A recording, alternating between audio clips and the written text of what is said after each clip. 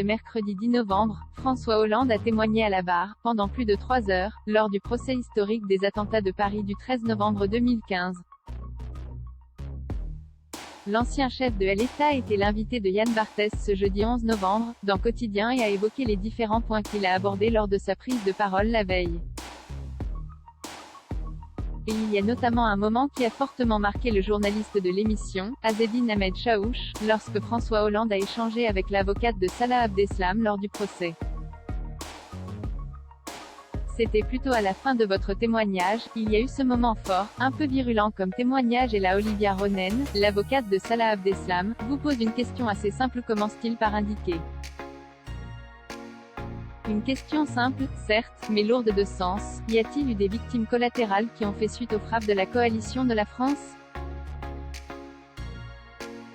Il y a eu un premier échange, puis vous vous êtes arrêté et vous vous êtes retourné vers elle, alors que normalement c'est interdit parce que vous devez vous adresser à la cour mais le juge a laissé faire.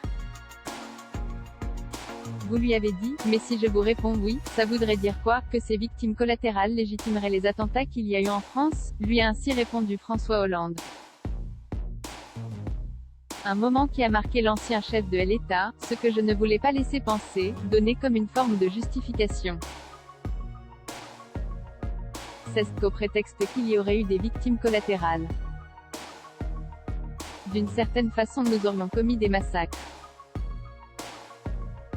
François Hollande, je sais que se préparent des attentats contre la France de Syrie. François Hollande est également revenu sur la question des délais des attaques françaises en Syrie. Je ne prends ma décision pour intervenir en Syrie qu'au mois de septembre. Pourquoi je la prends? C'est ce que j'explique devant le procès et devant l'ensemble des parties civiles. Je la prends parce que je sais que se préparent des attentats contre la France de Syrie, dans un lieu spécialement dédié pour organiser, perpétrer des attentats, former des terroristes.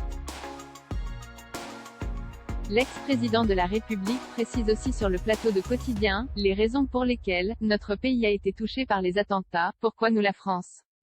C'est toujours ce qui nous est finalement reproché, d'être une société libre, d'être une société ouverte, d'être un État laïque, qui respecte toutes les religions mais qui n'en reconnaît aucune.